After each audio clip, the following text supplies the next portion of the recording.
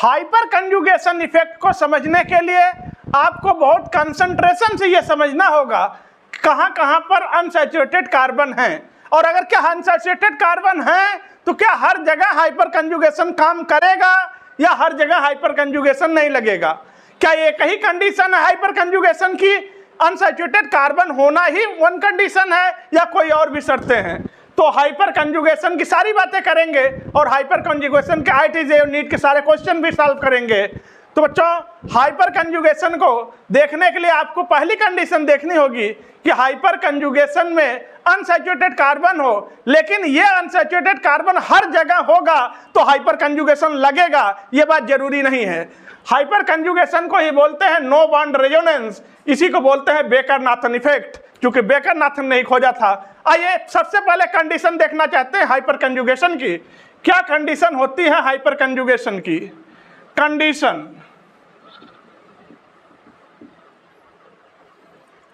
Compound के पास unsaturated carbon होना चाहिए। अनसैचुरेटेड कार्बन, ये अनसैचुरेटेड कार्बन आपके ऑर्गेनिक केमिस्ट्री में कहाँ कहाँ पर है? या देखिए कार्बोकैटायन में अनसैचुरेटेड कार्बन है, क्योंकि अनसैचुरेटेड कार्बन की क्या शर्तें थी? जो सैचुरेटेड नहीं होगा वो अनसैचुरेटेड होगा, और सैचुरेटेड की कंडीशन क्या थी? Compound must have all 4 sigma bond and sp3 hybridisation, ठीक है। और वो नहीं होगा तो फिर आपका कंपाउंड कैसा हो जाएगा? वो कार्बन कैसा हो जाएगा? Unsaturated carbon. तो कार्बोकैटायन का कार्बन अनसैचुरेटेड है, कार्बेनायन का कार्बन अनसैचुरेटेड है, फ्री रेडिकल का कार्बन अनसैचुरेटेड है, CH2 double bond CH2, alkene का कार्बन अनसैचुरेटेड है, और एसिटिलीन का कार्बन भी अनसैचुरेटेड है। तो ये सब अनसैचुरेटेड कार्बन हैं। तो क्या हर जगह हाइपर कंजुगेशन लगेगा? नो। हाइपर कंजुगेशन डील करेगा कार्बोकैटायन को, हाइपर कंजुगेशन डील करेगा फ्री रेडिकल को, हाइपर कंजुगेशन डील करेगा एल्कीन को। बस 3 जगह हाइपर कंजुगेशन डील करेगा। कार्बोकैटायन की स्टेबिलिटीज को डील करेगा, फ्री रेडिकल की स्टेबिलिटी को डील करेगा, हाइपर कंजुगेशन एल्कीन की स्टेबिलिटी को डील करेगा। यानी हाइपर कंजुगेशन नहीं लगेगा कार्बेनायन में, हाइपर कंजुगेशन नहीं लगेगा एसिटिलीन में। तो आइए हाइपर कंजुगेशन अप्लाई करने चल रहे हैं और देखते हैं कैसे अप्लाई करते हैं हाइपर कंजुगेशन। तो बच्चों आप जरा ध्यान दीजिएगा, जिन जिन को ये हाइपर कंजुगेशन डील करेगा उनको मैं इधर ले रहा हूं। ये अनसैचुरेटेड कार्बन है और इस बार अनसैचुरेटेड कार्बन का हमें केवल 3 चाहिए स्पीसीज। पहला कार्बोकैटायन, दूसरा फ्री रेडिकल, तीसरा एल्कीन। अब जरा समझिएगा शर्त क्या है हाइपर कंजुगेशन की। हाइपर कंजुगेशन कहता है ये ट्रिक है, अगर ट्रिक एक बार समझ गए फटाफट हाइपर कंजुगेशन के सारे क्वेश्चन हो जाएंगे।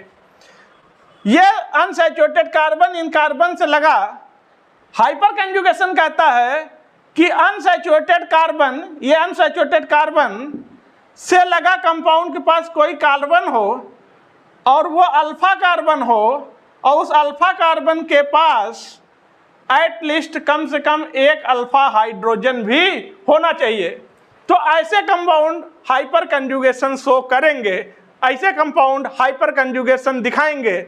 यानी अनसैचुरेटेड कार्बन से लगा कार्बन हो अल्फा कार्बन, और उस अल्फा कार्बन के पास एटलीस्ट 1 अल्फा हाइड्रोजन होना ही चाहिए, ज्यादा चाहे जितना हो, लेकिन कम से कम एक अल्फा हाइड्रोजन होना चाहिए, यानी 1 अल्फा CH बॉन्ड होना चाहिए। यानी hyperconjugation is directly proportional to alpha CH bond, alpha CH bond, alpha CH bond,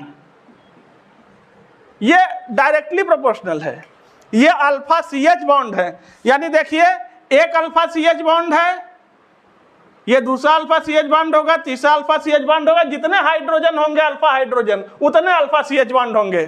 तो hyperconjugation directly proportional to alpha CH bond and it is directly proportional to stability of compound, stability of compound. यानी किसी compound में जितना ज्यादा alpha CH bond होगा उस compound में उतना ज्यादा हाइपर कंजुगेशन होगा और वो कंपाउंड उतना ज्यादा स्टेबल होगा। तो ध्यान से समझिएगा बच्चों, जितना ज्यादा हाइपर कंजुगेशन उतना ज्यादा अल्फा CH बॉन्ड उतना ज्यादा कंपाउंड की स्टेबिलिटी। यह रूल्स आपको हमेशा याद रखना है। Hyperconjugation directly proportional to alpha CH bond, directly proportional to the stability of compound. और कौन कौन से compound? Carbocation, free radical and alkene. इन्हीं तीन के स्टेबिलिटी को डील करता है हाइपर कंजुगेशन। तो इसी बात पे आप वीडियो को लाइक कर दीजिए, चैनल को सब्सक्राइब कर दीजिए, बेल आइकन प्रेस कर लीजिएगा, क्योंकि IIT JEE नीट के सारे कंटेंट पूरी केमिस्ट्री के, चाहे ऑर्गेनिक हो, इनऑर्गेनिक हो, फिजिकल हो, जनरल हो, सब इसी चैनल पे मिलते हैं, केमिस्ट्री बाय PC सर। और आप सबका स्वागत है बच्चों PC ग्रुप में। आइए क्वेश्चन को करके देखते हैं कैसे डील होगा क्वेश्चन IIT JEE और नीट का। बच्चों आपके एग्जाम में आया ही क्वेश्चन है कि मैक्सिमम हाइपर कंजुगेशन किस में पाया जाएगा। 4 ऑप्शन दिया गया है, तो देखिएगा, ये कार्बन और इस कार्बन से लगा, चूंकि ये कार्बन अनसैचुरेटेड कार्बन है, इस अनसैचुरेटेड कार्बन से लगा कार्बन के पास अल्फा कार्बन है और इस अल्फा कार्बन के पास 3 अल्फा हाइड्रोजन है, यानी यहां पर 3 हाइपर कंजुगेशन है। ठीक, ये अनसैचुरेटेड कार्बन, इस अनसैचुरेटेड कार्बन से लगा अल्फा कार्बन और इस अल्फा कार्बन के पास 2 अल्फा हाइड्रोजन है, तो 2 हाइपर कंजुगेशन हो गया। अनसैचुरेटेड कार्बन, उससे लगा कार्बन अल्फा कार्बन, उससे लगा हाइड्रोजन अल्फा हाइड्रोजन और 1 अल्फा हाइड्रोजन है, तो 1 हाइपर कंजुगेशन इस कंपाउंड के अंदर है। अनसैचुरेटेड कार्बन, उससे लगा अल्फा कार्बन और अल्फा कार्बन के पास कोई भी अल्फा हाइड्रोजन नहीं है, यानी नो हाइपर कंजुगेशन। कंपाउंड में हाइपर कंजुगेशन है ही नहीं। तो देखिएगा, मैक्सिमम हाइपर कंजुगेशन इसमें है, फिर इसमें है, फिर इसमें है, इसमें हाइपर कंजुगेशन नहीं है। और हाइपर कंजुगेशन जितना ज्यादा कंपाउंड की स्टेबिलिटी उतनी ज्यादा। तो सबसे ज्यादा स्टेबल कंपाउंड कौन सा होगा? फर्स्ट, इसके बाद सेकंड, इसके बाद थर्ड, और सबसे कम स्टेबल होगा चौथा, क्योंकि उसमें हाइपर कंजुगेशन नहीं है। तो ये हो गया, स्टेबिलिटी का भी ऑर्डर आ गया हाइपर कंजुगेशन का। देखिए, इस हाइपर कंजुगेशन इफेक्ट की वजह से हम निकाल सकते हैं स्टेबिलिटी ऑफ कार्बोकैटायन। या देखिए कैसे देखते हैं कार्बोकैटायन की stability with the help of hyper conjugation. तो स्टेबिलिटी ऑफ कार्बोकैटायन, कार्बोकैटायन की स्टेबिलिटी देख रहे हैं। हमारे पास कार्बोकैटायन है पहला, ये है CH3+। दूसरा कार्बोकैटायन हमारे पास है CH3 CH2+। तीसरा कार्बोकैटायन हमारे पास है CH3 CH3 CH+। और चौथा कार्बोकैटायन हमारे पास है CH3 CH3 CH3+। ये 4 कार्बोकैटायन हमें दिए गए हैं, हमें इनकी स्टेबिलिटी निकालनी है with the help of hyper conjugation. जरा ध्यान दीजिएगा, ये अनसैचुरेटेड कार्बन है, बिल्कुल है, लेकिन इस कार्बन से लगा कोई अल्फा कार्बन है नहीं है, तो नो हाइपर कंजुगेशन। तो इस कंपाउंड में हाइपर कंजुगेशन नहीं है। इधर देखिए, अनसैचुरेटेड कार्बन है, इससे लगा कार्बन अल्फा कार्बन है, कितने अल्फा हाइड्रोजन है? 3, तो 3 हाइपर कंजुगेशन इस कंपाउंड में है। अनसैचुरेटेड कार्बन, उससे लगा कार्बन अल्फा कार्बन, उससे लगा कार्बन अल्फा कार्बन, और टोटल 6 अल्फा हाइड्रोजन है, यानी 6 हाइपर कंजुगेशन है। जितने अल्फा CH बॉन्ड होंगे उतना ही हाइपर कंजुगेशन आएगा।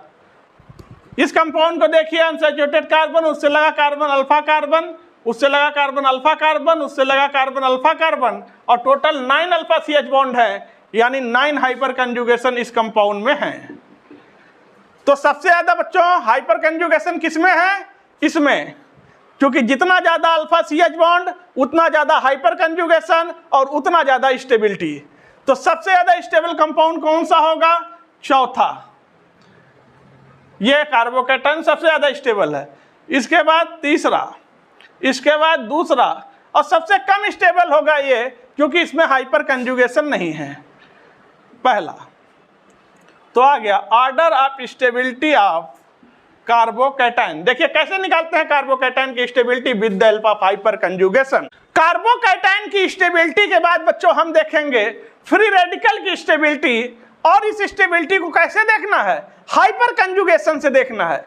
स्टेबिलिटी देखने का और भी तरीके हो सकते हैं, लेकिन हमें देखना है हाइपर कंजुगेशन से। तो पहला फ्री रेडिकल हमारे पास है CH3 free radical. Free radical odd electron है तो फ्री रेडिकल है। दूसरा फ्री रेडिकल हमारे पास है CH3 CH2 फ्री रेडिकल। तीसरा फ्री रेडिकल हमारे पास है CH3 CH3 CH free radical. और चौथा फ्री रेडिकल हमारे पास है CH3 C CH3 CH3 free radical. देखिएगा अब हमें इनमें देखना हाइपर कंजुगेशन। जितना ज्यादा अल्फा CH बॉन्ड उतना ज्यादा हाइपर कंजुगेशन, उतनी ज्यादा स्टेबिलिटी। तो इस अनसैचुरेटेड कार्बन है, इससे लगा कोई अनसैचुरेटेड कार्बन नहीं है, तो फिर अल्फा हाइड्रोजन ही नहीं होगा, तो नो हाइपर कंजुगेशन। इस कंपाउंड में हाइपर कंजुगेशन नहीं है। अनसैचुरेटेड कार्बन, उससे लगा कार्बन अल्फा कार्बन, उस अल्फा कार्बन के पास 3 अल्फा हाइड्रोजन, यानी 3 hyperconjugation is present in this compound. Unsaturated carbon, उससे लगा कार्बन अल्फा कार्बन, उससे लगा carbon alpha carbon, total 6 alpha hydrogen है, यानी 6 hyperconjugation are present there. ये अनसैचुरेटेड कार्बन, उससे लगा कार्बन अल्फा कार्बन, उससे लगा कार्बन अल्फा कार्बन, उससे लगा carbon alpha carbon, total 9 alpha hydrogen, यानी 9 हाइपर कंजुगेशन इज प्रेजेंट। तो देखिए सबसे ज्यादा हाइपर कंजुगेशन जिसमें होगा वही ज्यादा स्टेबल होगा। तो चौथे नंबर का फ्री रेडिकल सबसे ज्यादा स्टेबल है, फिर तीसरे नंबर का फ्री रेडिकल स्टेबल है, फिर दूसरे नंबर का फ्री रेडिकल स्टेबल है, और सबसे कम स्टेबल है बच्चों पहले नंबर का फ्री रेडिकल, क्योंकि इसमें हाइपर कंजुगेशन नहीं है। That is the correct order of stability of free radical with the help of hyper conjugation. Carbocation और फ्री रेडिकल की स्टेबिलिटी देखने के बाद किसी भी एल्कीन की स्टेबिलिटी कैसे देखी जाती है, हाइपर कंजुगेशन से। जा समझिएगा बात को। सपोज करिए हमारे पास कुछ एल्कीन दिए गए हैं। पहला एल्कीन हमारे पास है CH2 double bond CH2, first alkene. Second alkene बच्चों हमारे पास है CH3 CH double bond CH2। तीसरा एल्कीन हमारे पास है CH3 CH double bond CH single bond CH3।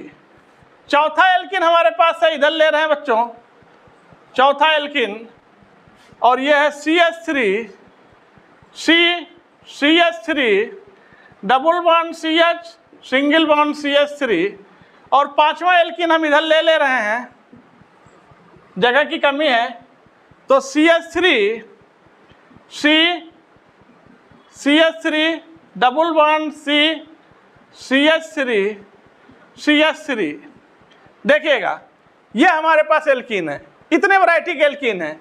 इन एल्कीन की स्टेबिलिटी फाइंड आउट करनी है हाइपर कंजुगेशन की हेल्प से। तो कुछ नहीं, हमें एक ही चीज देखना है, जितना ज्यादा अल्फा CH बॉन्ड होगा एल्कीन में उतना ज्यादा हाइपर कंजुगेशन होगा और उतना ज्यादा एल्कीन की स्टेबिलिटी होगी। निकालने का तरीका देखिए, ये कार्बन अनसैचुरेटेड है। क्या इस कार्बन से लगा कोई कार्बन और है? नहीं है, तो नो अल्फा हाइड्रोजन इधर। ये कार्बन अनसैचुरेटेड है, तो इस कार्बन से लगा कोई अनसैचुरेटेड कार्बन इधर है? नहीं है, तो नो अल्फा हाइड्रोजन। अब आप कहेंगे सर इस कार्बन से ये कार्बन लगा हुआ है, लेकिन ये कार्बन अनसैचुरेटेड है, तो ये भी अनसैचुरेटेड है। अनसैचुरेटेड कार्बन से कोई दूसरा अनसैचुरेटेड कार्बन चाहिए, तो नो अल्फा हाइड्रोजन, तो नो हाइपर कंजुगेशन। यानी इस एल्कीन में कोई भी हाइपर कंजुगेशन नहीं है। इधर देखिए अनसैचुरेटेड कार्बन है, इससे लगा कार्बन अल्फा कार्बन, इसके पास 3 अल्फा हाइड्रोजन। इधर अनसैचुरेटेड कार्बन, इधर इस कार्बन से लगा कोई अल्फा कार्बन है नहीं, तो टोटल कंपाउंड में कितने हाइपर कंजुगेशन है? 3 हाइपर कंजुगेशन। ये अनसैचुरेटेड कार्बन है, इससे लगा अल्फा कार्बन है। ये अनसैचुरेटेड कार्बन है, इससे लगा कार्बन अल्फा कार्बन है, तो टोटल 3 अल्फा हाइड्रोजन इधर, 3 अल्फा हाइड्रोजन इधर, यानी 6 हाइपर कंजुगेशन इस कंपाउंड में है। अब जो इसको देखिएगा, अनसैचुरेटेड कार्बन, उससे लगा carbon alpha carbon, unsaturated carbon, उससे लगा कार्बन अल्फा कार्बन। इधर आइए, अनसैचुरेटेड कार्बन, उससे लगा कार्बन अल्फा कार्बन, और 3 अल्फा हाइड्रोजन यहाँ, 3 अल्फा हाइड्रोजन यहाँ, 3 अल्फा हाइड्रोजन यहाँ। टोटल कितना हो गया बच्चों? 9 अल्फा हाइड्रोजन, यानी 9 हाइपर कंजुगेशन इज देयर। इधर देखिए, ये कार्बन अनसैचुरेटेड है, उससे लगा carbon alpha carbon, unsaturated carbon लगा अल्फा कार्बन। ये कार्बन अनसैचुरेटेड है, उससे लगा कार्बन अल्फा कार्बन, इससे लगा कार्बन अल्फा कार्बन। तो 3 alpha hydrogen, 3 alpha hydrogen, 3 alpha hydrogen, 3 alpha hydrogen, total 12 alpha hydrogen, यानी 12 हाइपर कंजुगेशन इस कंपाउंड में है। अब जितना ज्यादा हाइपर कंजुगेशन होगा उस एल्कीन की स्टेबिलिटी उतनी ज्यादा होगी। तो बच्चों सबसे ज्यादा हाइपर कंजुगेशन किस में है? 5वें में, इसके बाद चौथे एल्कीन में है, इसके बाद तीसरी एल्कीन में है, इसके बाद दूसरी एल्कीन में है, और सबसे कम पहली एल्कीन में। इसमें हाइपर कंजुगेशन है नहीं, इसलिए इसकी स्टेबिलिटी बच्चों सबसे कम होगी। तो ये हो गया correct order of stability of alkene with the help of hyper conjugation effect. तो बच्चों जो आप ये हाइपर कंजुगेशन पढ़ रहे हैं, ये हाइपर कंजुगेशन मॉलिक्यूल के अंदर एक परमानेंट इफेक्ट में आता है, क्योंकि कई तरह के इफेक्ट होते हैं जो 1 बाय 1 करके वीडियो आ रहे हैं। इंडक्टिव इफेक्ट क्या है, हाइपर कंजुगेशन क्या है, इलेक्ट्रोमेरिक इफेक्ट क्या है, मेसोमेरिक इफेक्ट क्या है, सारे वीडियोस आएंगे। तो ये हाइपर कंजुगेशन ऐसा इफेक्ट है जो परमानेंट इफेक्ट होता है, और इस परमानेंट इफेक्ट में डीलोकलाइजेशन होता है अल्फा CH बॉन्ड का। ठीक है, तो हमेशा याद रखिएगा इस हाइपर कंजुगेशन में सिग्मा बॉन्ड डीलोकलाइज होता है, यहां पर पाई बॉन्ड डीलोकलाइज नहीं होता है, हमेशा याद रखिएगा। और ये हाइपर कंजुगेशन को पहले बताया नो बॉन्ड रेजोनेंस बोलते हैं। नो बॉन्ड रेजोनेंस इसे इसलिए बोला जाता है क्योंकि इसमें एक अल्फा CH बॉन्ड मिस हो जाता है, तो ऐसा महसूस होता है कि इसमें रेजोनेंस हो रहा है, और इसे बेकर नाथन इफेक्ट भी बोलते हैं, क्योंकि बेकर नाथन इफेक्ट ने ही तो सारा काम किया था। तो आप लोग वीडियो को लाइक कर दीजिए, चैनल को सब्सक्राइब कर लीजिए, और बेल आइकन प्रेस करना ना भूलिएगा, ताकि जैसे ही वीडियो अपलोड हो तुरंत नोटिफिकेशन आपको मिल सके। तो बच्चों थैंक यू, धन्यवाद। फिर आपसे मिलते हैं अगले वीडियो में, तब तक के लिए जय हिंद।